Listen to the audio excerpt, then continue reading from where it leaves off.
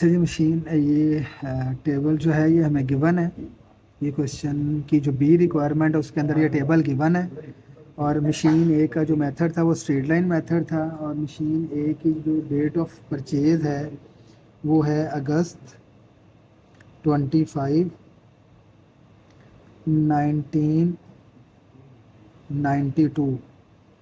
Cost थी हमारे पास 308,000 और इसके ऊपर रेजिडल वैल्यू थी 10%, तो वो आ गया 30800। अब अमाउंट टू बी डेप्रिशिएटेड का मतलब है कॉस्ट में से रेजिडल वैल्यू आप माइनस कर दें। जब कॉस्ट में से रेजिडल वैल्यू माइनस करेंगे तो 277,200 आएगा। यानी ये जो थर्ड कॉलम है, कॉस्ट में से रेजिडल वैल्यू को माइनस किया, जो आंसर आया वो आपके पास अमाउंट टू बी डेप्रिशिएटेड आया। अब इसकी यूज़फुल लाइफ थी हमारे पास 6 ईयर। और एक्यूमुलेटेड डेप्रिसिएशन जो हमने पिछली रिक्वायरमेंट में कैलकुलेट की हुई थी वो सारी की सारी हम यहाँ पे लिख देंगे 61,600। ये सारी वो इन्फॉर्मेशन है जो हमें गिवन है। अच्छा, 1994 की डेप्रिसिएशन हमने कैलकुलेट करनी है, उसको हम बाद में देखते हैं। इसी तरह से मशीन बी थी और उसके ऊपर जो मेथड था वो डबल डिक्लाइनिंग मेथड था।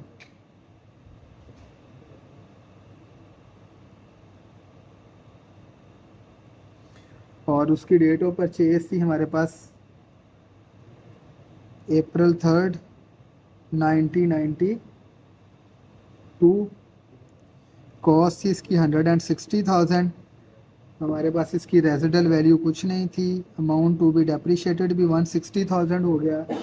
और इसकी यूज़फुल लाइफ थी 8 ईयर। और इसकी जो हमने एस्टिमेटेड एक्यूमुलेटेड डेप्रिसिएशन कैलकुलेट की थी डेट इज़ 62,500। देन है हमारे पास ये मशीन सी। इसका मेथड था सम ऑफ डिजिट ईयर मेथड।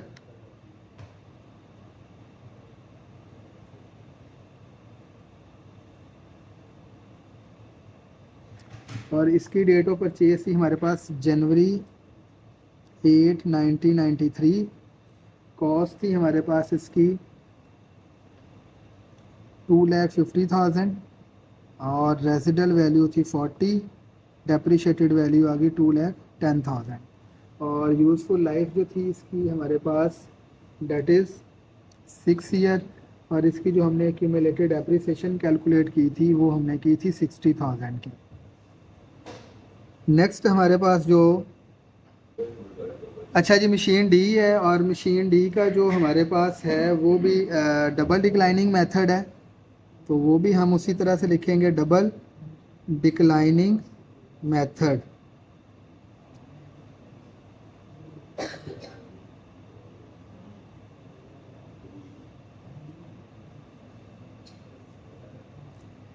और इसकी डेट ऑफ परचेज है हमारे पास सितंबर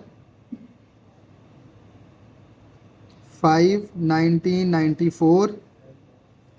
और इसकी जो हमारे पास कॉस्ट थी वो 204,000 है। और इसकी जो हमारे पास एस्टिमेटेड रेजिडल वैल्यू है डेट इज़ 25,000। और हमारे पास इसकी जो डेप्रिशिएटेड अमाउंट आ जाएगी वो 179,000। अब इसकी यूज़फुल लाइफ हमारे पास 10 ईयर है। और इसकी हमने एक्यूमुलेटेड डेप्रिसिएशन कुछ भी कैलकुलेट नहीं की थी। ठीक है जी। अब हमने सिर्फ़ और सिर्फ इन चारों मशीन के डेप्रिसिएशन एक्सपेंस कैलकुलेट करने हैं, मशीन ए का, बी का, सी का और डी का, और उनके चारों मेथड के according A B C and D. अब क्योंकि ए मशीन का स्ट्रेट लाइन मेथड था तो स्ट्रेट लाइन मेथड पे तो जो डेप्रिसिएशन होती है वो आपको पता है कि वो फिक्स डेप्रिसिएशन होती है फ्रैक्शनल ईयर के बाद। तो वो तो यहाँ पे सेम उसी तरह से आ जाएगी कि 308,000 माइनस 30800। और जो हमारे पास थी रेजिडल वैल्यू उसको हम डिवाइड कर देंगे यूज़फुल लाइफ पे, तो हमारे पास इसकी वैल्यू आ जाएगी 46,200। ये जो फिक्स है ये तो सेम आ जाएगा करंट ईयर का डेप्रिसिएशन। डबल डिक्लाइनिंग मेथड में हम क्या करते हैं, कॉस्ट में से सारी एक्यूमुलेटेड डेप्रिसिएशन माइनस कर देते हैं। तो वो हम माइनस करेंगे तो जो हमारे पास वैल्यू आएगी वो आएगी जी 25%। तो मल्टीप्लाई बाय 25 डिवाइडेड बाय 100, तो ये हमारे पास आ गई 24375। तो इसकी जो डेप्रीसिएशन है 24375 ये हमारे पास आ गई। उसके बाद सम ऑफ डिजिट ईयर में हमने कैसे डेप्रीसिएशन कैलकुलेट करनी है, उसी तरह से 2,10,000 मल्टीप्लाई बाय 5/21। तो हमारे पास जो इसकी डेप्रीसिएशन आ जाएगी डेट इज़ 50,000। तो ये भी हम यहाँ पे करंट ईयर का डेप्रीसिएशन एक्सपेंस लिख देंगे। और डी में हमारे पास क्या आ जाएगा, डी में हमारे पास आंसर आ जाएगा 204,000। उसमें से हम इसकी सबसे पहले डबल डिक्लाइनिंग मेथड में हम रेट कैलकुलेट करते हैं। तो इसका रेट था 1/10 मल्टीप्लाई बाय 100 कर देंगे, 10% आएगा। और इस रेट को हम डबल कर लेंगे तो 10 की बजाय जो है ये 20% रेट हो जाएगा। तो मल्टीप्लाई बाय 20% करेंगे, प्लस कि इसकी डेट ऑफ परचेज है सितंबर 5। तो सितंबर, अक्टूबर, नवंबर और दिसंबर, ये हमारे पास जो है वो 4/12। तो हमारे पास इसकी जो डेप्रीसिएशन कैलकुलेट हो जाएगी डेट इज़ 13,600। तो ये आपके पास जो है वो डेप्रीसिएशन फॉर द एक्सपेंस 1994 जो हमें बी पार्ट में जितने के जितने हमें सारे के सारा एक रिक्वायरमेंट दी हुई थी उसको हमने सॉल्व कर लिया। सी पार्ट है जी, using the MACRS rate table on compute the amount of depreciation that would be allowed in each machine for the income tax reporting in 1994। यानी 1994 में आपने चारों मशीन्स के लिए क्या करना है, MARSCS डेप्रिसिएशन रेट यूज़ करने हैं। Assume that all the machine qualified as 5 year property, यानी 5 ईयर प्रॉपर्टी के जो रेट हैं वो हम यूज़ करेंगे। तो 5 ईयर प्रॉपर्टी के जो रेट हैं वो हमें गिवन है।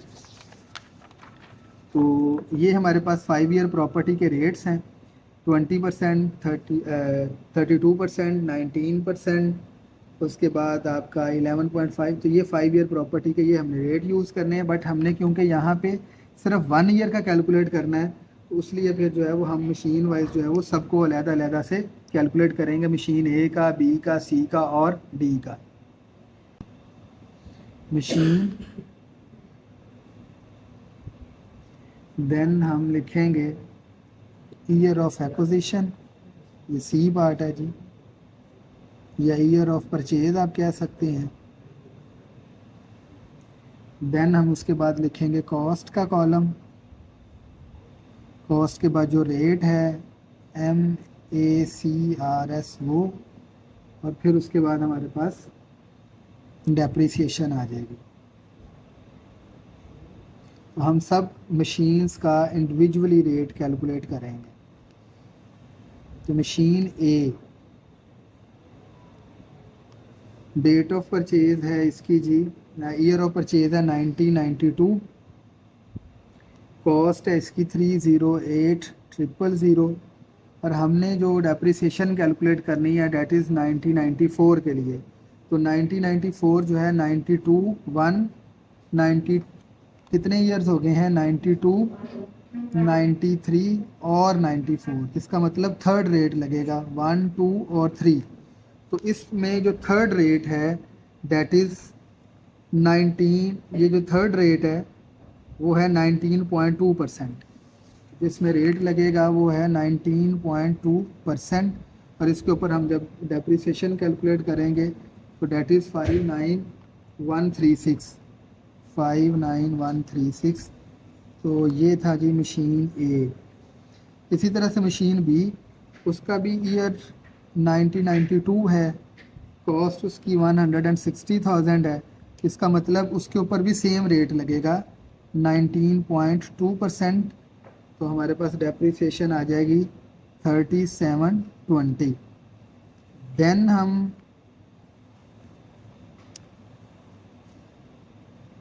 सी और डी, डेट इज़ 1993, एसेट की कॉस्ट है मेरे पास 2,50,000, और इसके लिए जो रेट यूज़ होगा डेट इज़ सेकेंड ईयर है ना, 1993 और 94, यानी फर्स्ट ईयर और सेकेंड ईयर। जो सेकेंड ईयर का रेट है वो हमारे पास यहाँ पे है 32%। तो हम इसके ऊपर जो रेट यूज़ करेंगे डेट इज़ 32%। और 32% के अकॉर्डिंग जो डेप्रिसिएशन होगी डेट इज़ 80,000। देन है मशीन डी 1994, फर्स्ट ईयर ही है, इसकी कॉस्ट है 204,000। फर्स्ट ईयर ही है तो फर्स्ट ईयर का जो रेट है डेट इज़ 20% और इसकी डेप्रिसिएशन हो जाएगी 40,000 और 800। तो अब हम इसका जब टोटल करेंगे तो जो total depreciation for the total depreciation expense for 1994 उन सबको जब टोटल करेंगे तो वो आ जाएगा 210,656। लास्ट पार्ट है जी, prepare a journal entry to record the depreciation expense for 1994 in journal ledger account. तो जर्नल लेजर अकाउंट में जो एंट्री होगी वो आप सबको पता है कि डेप्रिसिएशन एक्सपेंस डेबिट होते हैं और अक्यूमुलेटेड डेप्रिसिएशन जो है वो क्रेडिट होती है। तो अब जो हम डेप्रिसिएशन की अमाउंट लिखेंगे वो जो हमने बी पार्ट में कैलकुलेट की है अमाउंट वही लिखेंगे 134,175 134,175। This is all about 10A4। Similar 10B4। कोई क्वेश्चन हो, this is most technical and lengthy question of this chapter. किसी किस्म का कोई क्वेश्चन की बात हो तो कमेंट सेक्शन में जाके आप जो है ना वो क्वेश्चन कर सकते हैं। Thank you very much.